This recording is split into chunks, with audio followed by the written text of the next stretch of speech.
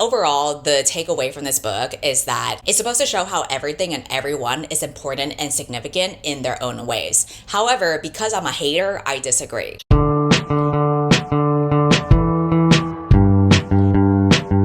Welcome to another reading wrap-up where I catch you up on the 14 books I read during spring. Technically, these are books I read during the month of April and May. While I'm filming this video, May technically isn't over, so I am still in the middle of The Last Blood Carver and Someone in the Woods Loves You, so that will just roll over to my next wrap-up. But so far, those books have been pretty good. 14 books is still quite a lot though, so I'm gonna try to limit my yapping as much as I can, because last time my wrap-up was like an hour long, and I just cannot endure that long of me listening to my voice. Some of you can, but I cannot. Instead of talking about the books in chronological order of when I've read them, I am going to organize the books by genre, starting with speculative / dystopian, because I did read a couple of dystopian books. The other category will be horrors / thrillers / just general weird stuff that I couldn't really categorize anywhere. And then the next one will be romance, and then the next will be nonfiction. So let's dive into dystopian / speculative stories. I'm going to begin with the buzziest book that came out recently, and that is Sunrise on the Reaping. This is a prequel for the Hunger Games franchise. It follows Hamish's journey, and Hamish, as all of us know, was the alcoholic mentor for Katniss in the original trilogy, and now we get to see his journey as the tribute for the Quarter Quell, which is like the big beefy season that the Hunger Games does every quarter, where they collect double the amount of tributes. So instead of like 2 tributes every district, it's 4. This is basically Hamish's origin story for how he won such a big beefy game like that,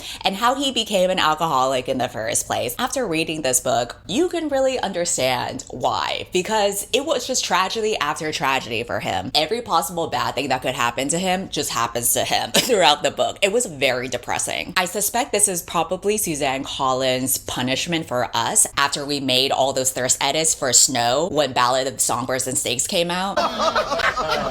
No, but it's not funny. At the end of the day, is it? It's serious.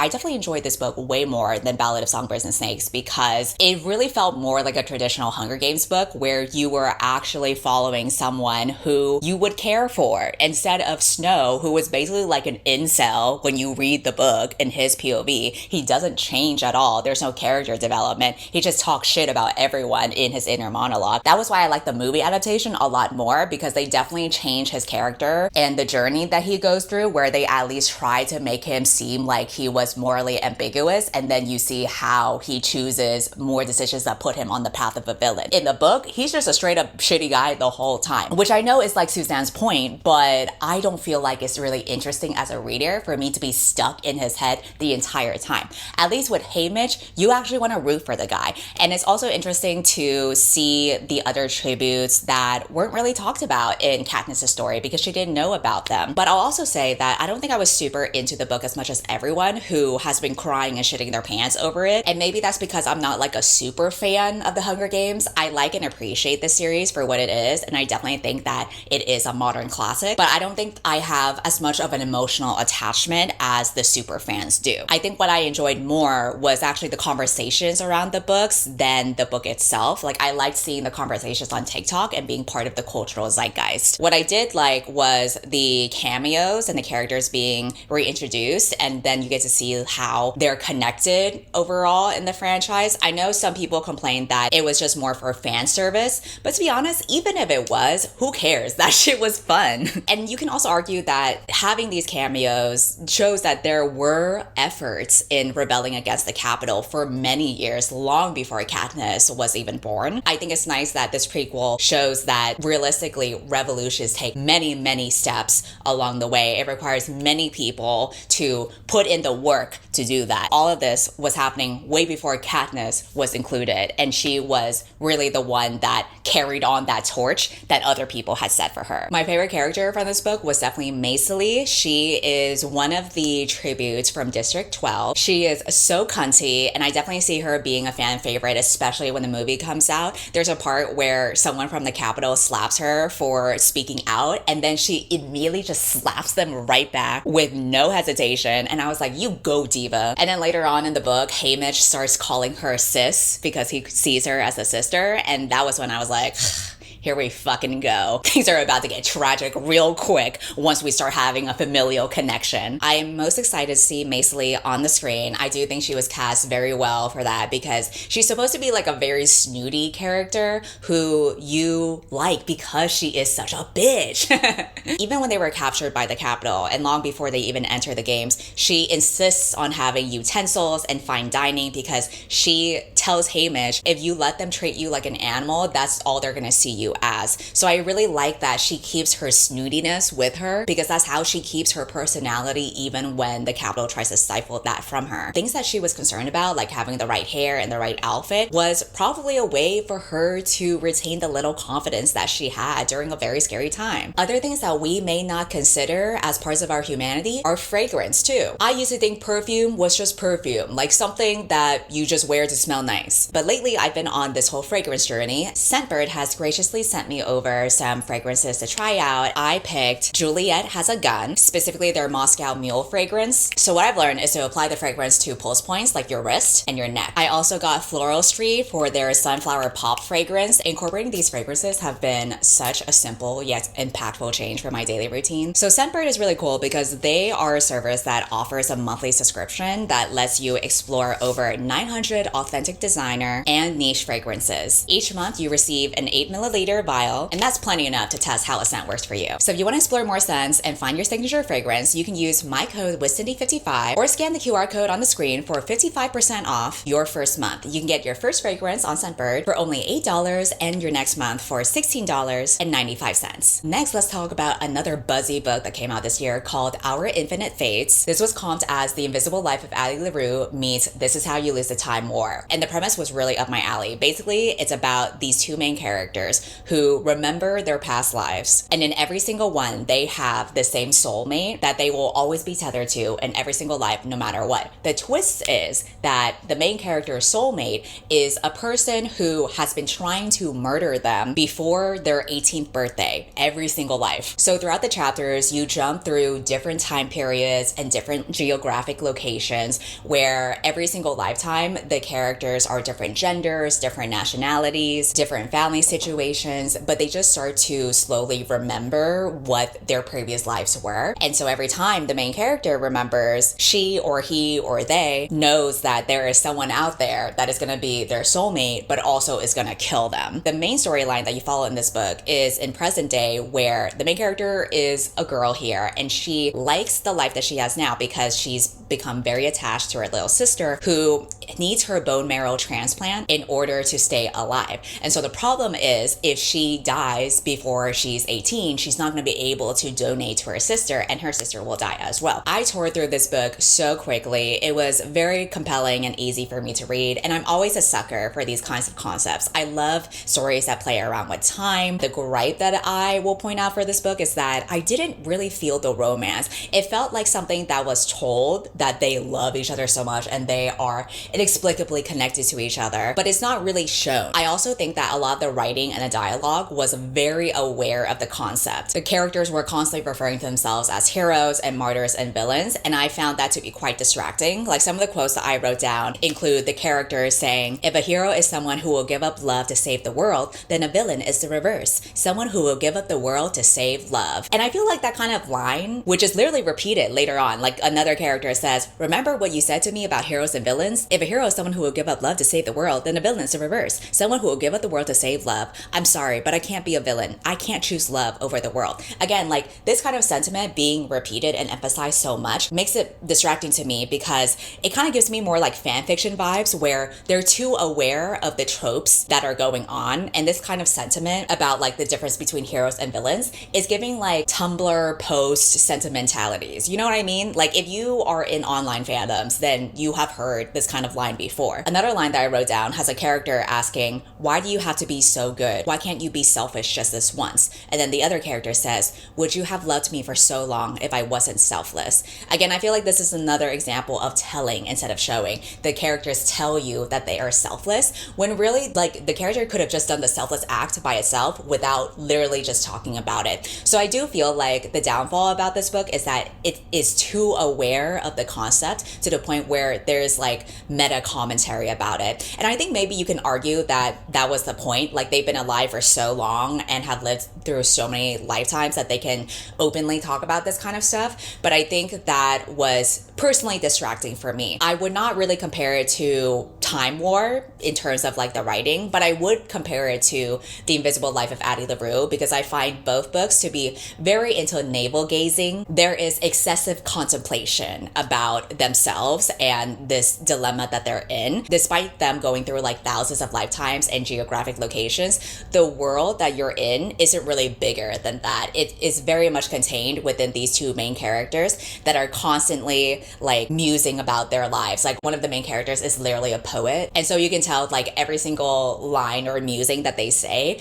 is them being very deep and philosophical. And I feel like it might work for some people and it might not. For me, I did find it distracting because I could tell that was what they were trying to do rather than it being more naturally incorporated. But that being said, I still enjoyed reading it, and I'll always appreciate stories that have fun with the format. But my favorite book that I have read so far this year is gonna be The Dream Hotel. This was another buzzy book that came out this year. It's basically about a futuristic America that has decided in order for them to combat mass shootings and suicides, they would use AI and surveillance and data scraping to go through people's social media and conversations and internet history and even their dreams in order to calculate their risk score of committing a crime. So if your risk score goes above a certain number, then you get put in a facility that they say it's in a prison, but is basically a prison. And so you're in this facility for what they say is a mandatory 21 days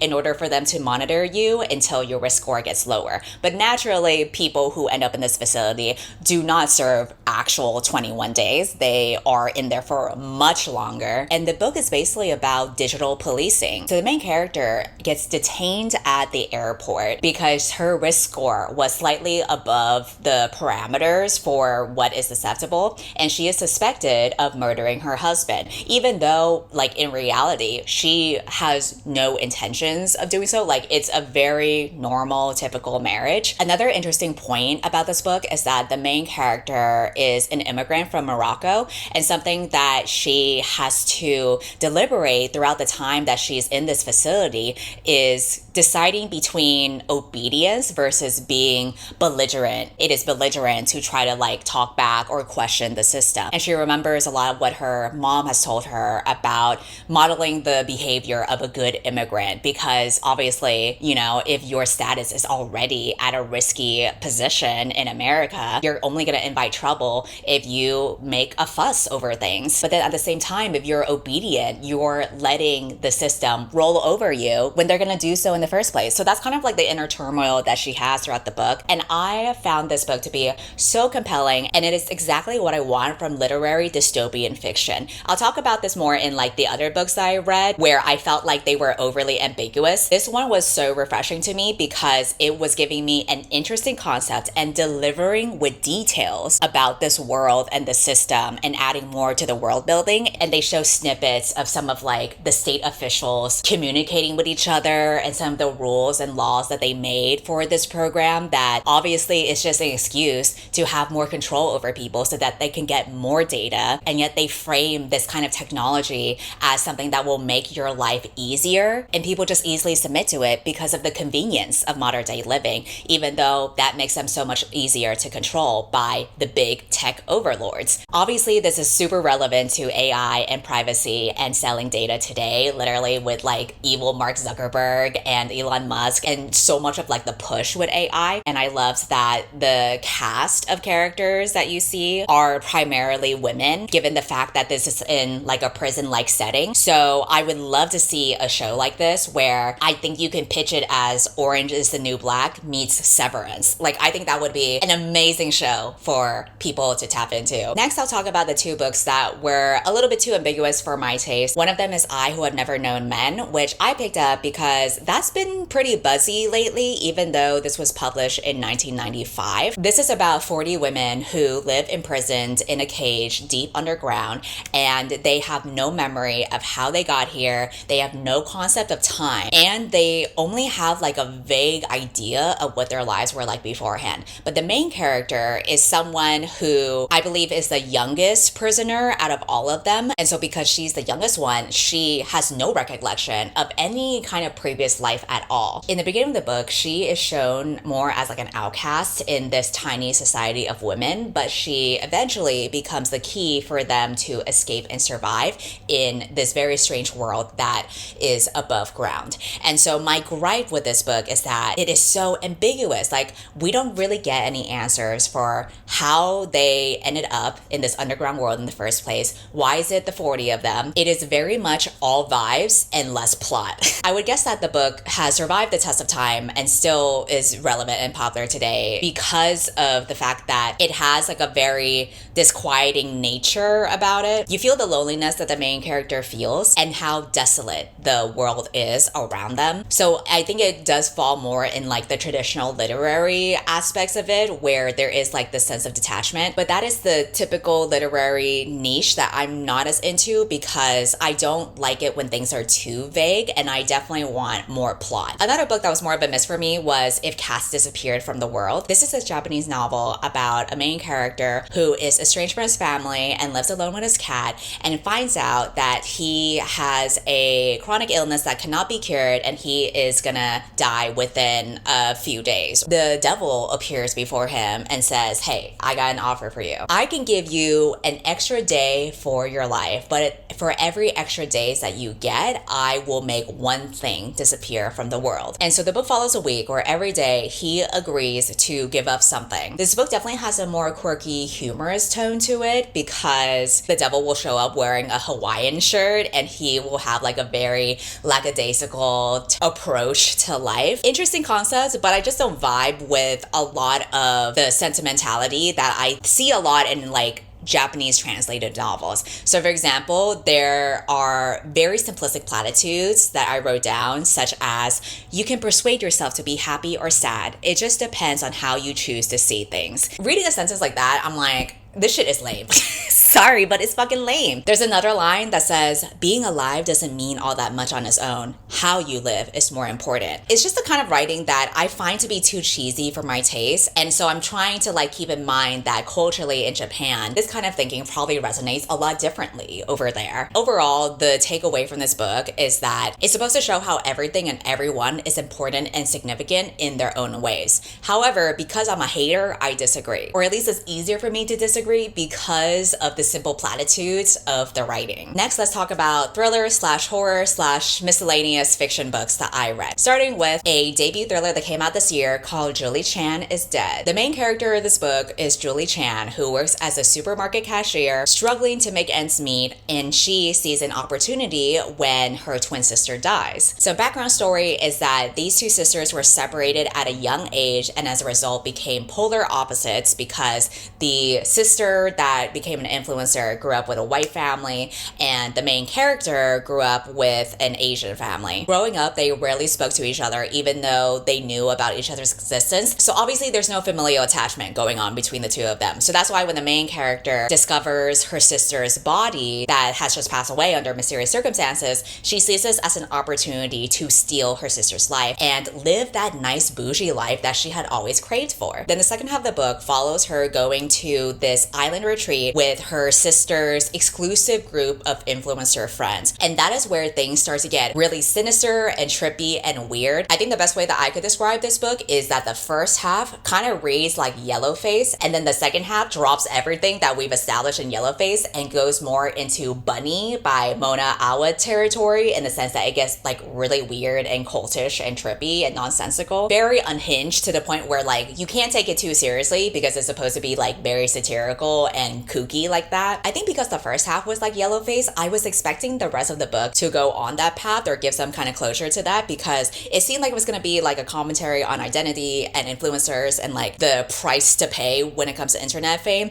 And I just wasn't ready for like the second half to go off the weird unhinged end. And so that was a bit more difficult for me to like wrap my mind around. But now that you know, maybe you can come into it with like more accurate expectations. As someone who was not a fan of the Bunny book, I had a similar reaction attraction to the second half, where it was like a little bit too weird and absurd for my taste, especially when it was something that I didn't expect. However, I still think that if you like these types of weird books where there's murder and obsession and drugs and really weird rituals and mantras, this is definitely the kind of book that I can easily see being addictive for you. I also read a short story collection called Where Are You Really From? This comes out later this year, but I was able to receive an advanced copy of it. It's hard for me to categorize which genre it really falls under, because there are some stories where it's like straightforward, contemporary, and then there are some stories where it's like more speculative and a little bit weird. For example, one story was about robots replacing sex workers, because with robots, you can get away with doing more things to them that you legally wouldn't be able to do with sex workers, and that just really goes to show how depraved society is. But then there was another one that I would consider my favorite. It was about this mail order bride from Taiwan who is literally packed up in a cardboard box and sent via express shipping to California, because America has set up these immigration and border laws, and the ways that mail order brides have gotten away with it is by considering these mail order brides to be goods from Asia that you can ship in. You were reading it from the perspective of like this white guy that had ordered this mail order bride to be his new wife, but the bride from Taiwan lives this rich life on her own. You saw her taking classes, making new friends, going out, going drinking, going clubbing, doing drugs. Like, it was just so cool to see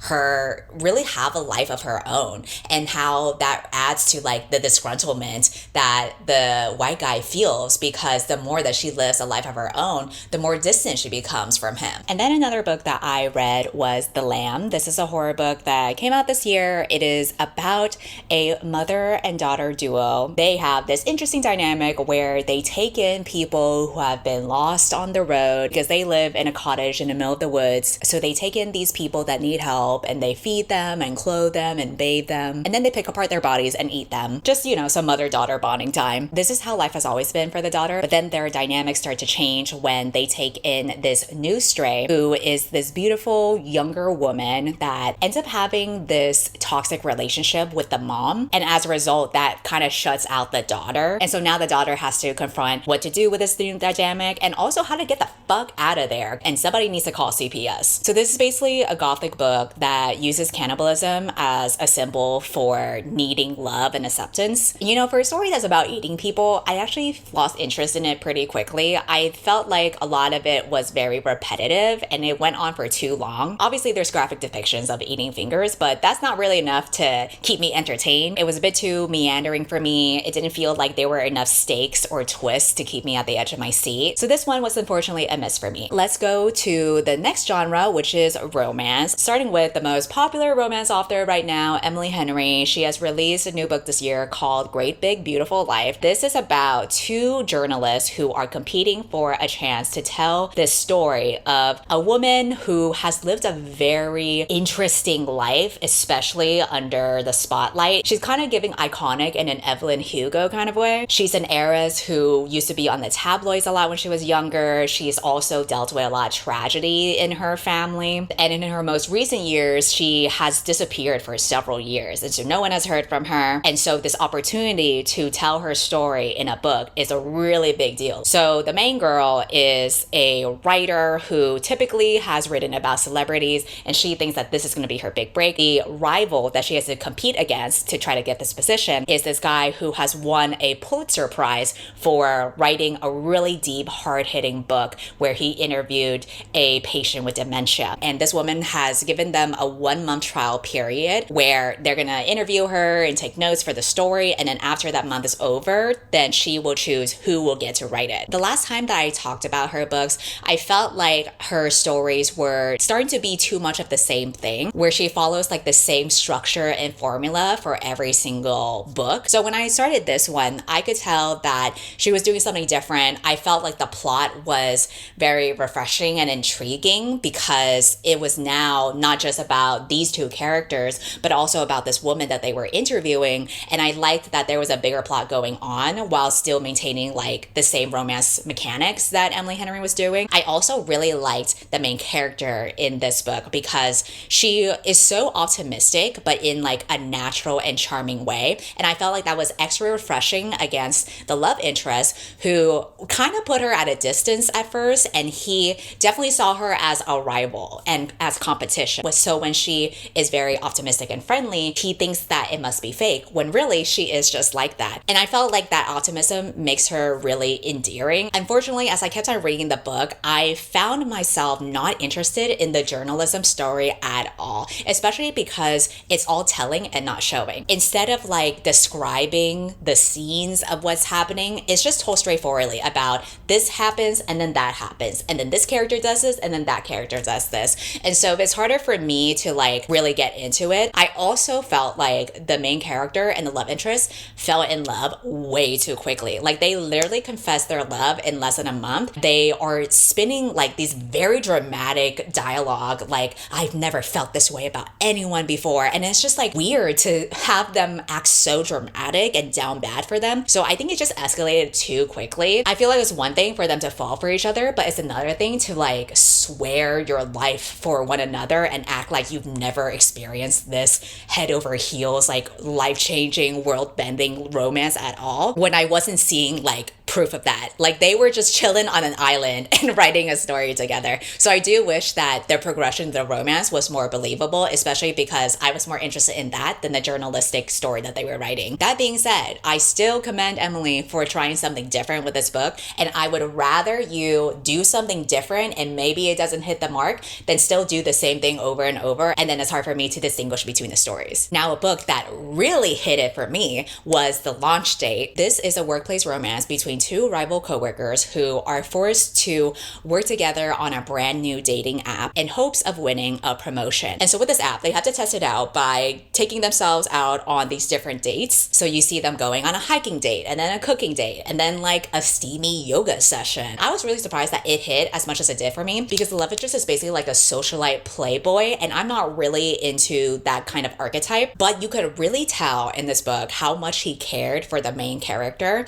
and I was fully on board with the romance. I found the story to be really cute and charming and endearing. It literally made me think, wow, I wish I had a cute little workplace romance, because this book is obviously romanticizing corporate culture and making it seem like it's way cuter and endearing than it actually is in reality. The highlight for me is definitely chapter 25. I felt like this is such a masterclass of sexual tension, because I literally gasped out loud at the way that the tension between the two of them kept on building and building and building. Like I did not know we were gonna go there, and I was gagged when we did go there. This is definitely my favorite romance of the year so far. I thought it was so cute, so charming, sexy, and fun. I laughed out loud, I gasped out loud. Really, what more could you want from this book? I feel like if you are a fan of Emily Henry, you will get that itch scratch from this type of book as well. Another romance debut that I read was Passion Project. The way that I would talk about this book is basically the mechanics of like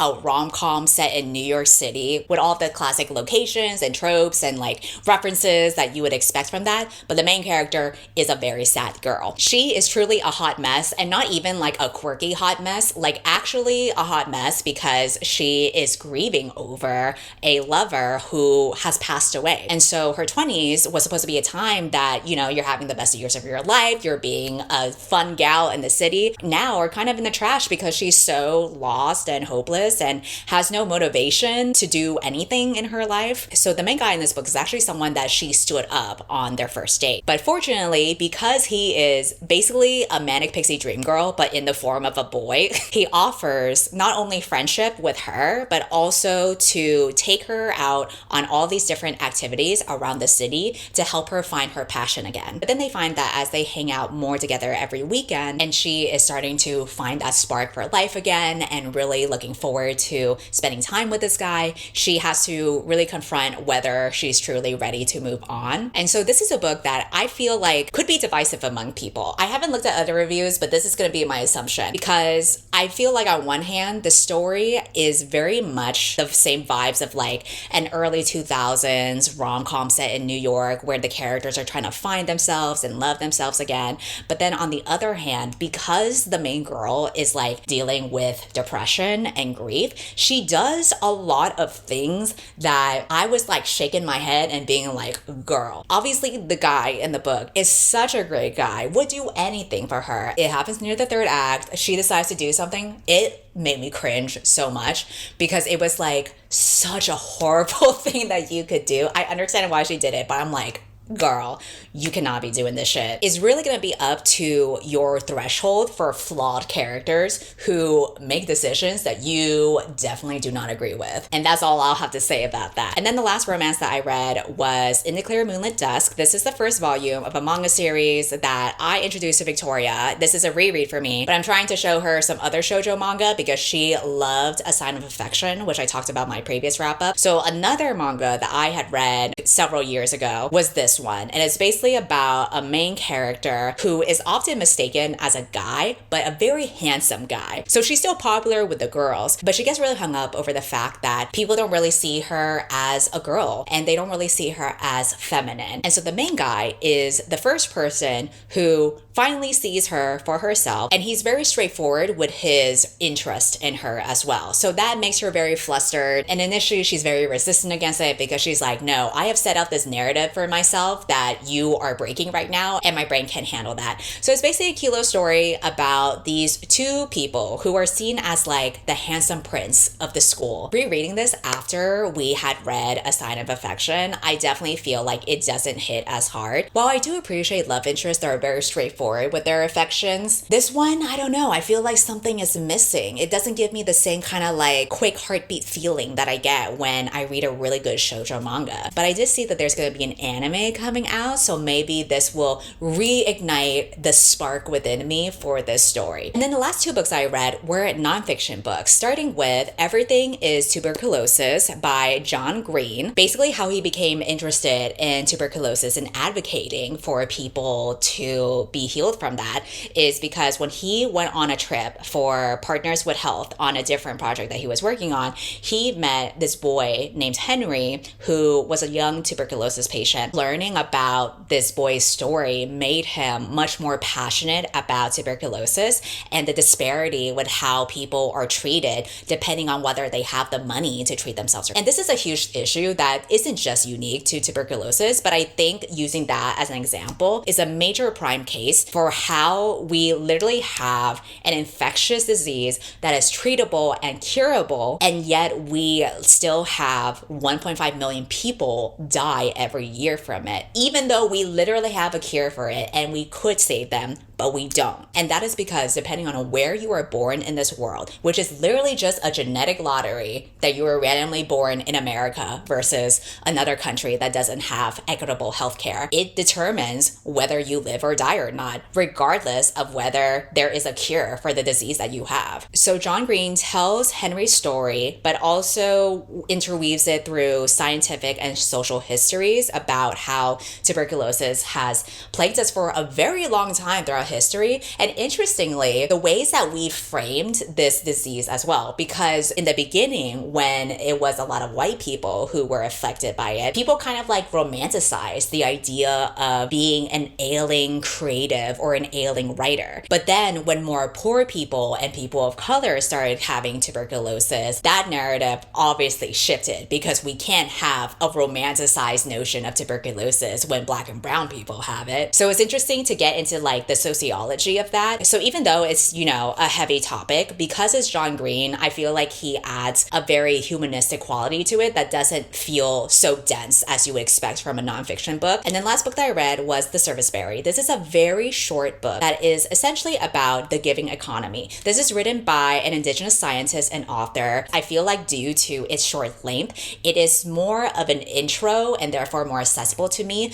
in the concept of a giving economy. And what that means is this idea of orienting our lives around gratitude and reciprocating things and community rather than the systems that we are set in now, which is more about competition and scarcity and hoarding resources. Basically, the ideals that have upheld capitalism. Those are things that we literally made up in our minds. When in actuality, when we turn to indigenous cultures and the ethics and rationale that they have behind the gifts economy, and we see things in abundance while also looking at nature for examples of how we can reciprocate and express gratitude towards one another. Like when we go to the OG systems, the systems that have existed way before humanity has existed. I'm talking trees and plants and all that natural shit. They have thrived and existed for so long because they have reciprocated and given things to each other. Literally, trees have a whole network in their roots where they see another tree does not have as many nutrients as they do, and then all the roots for all the other trees that exist out there are just pouring all these nutrients to the tree that needs it. Do humans do the same?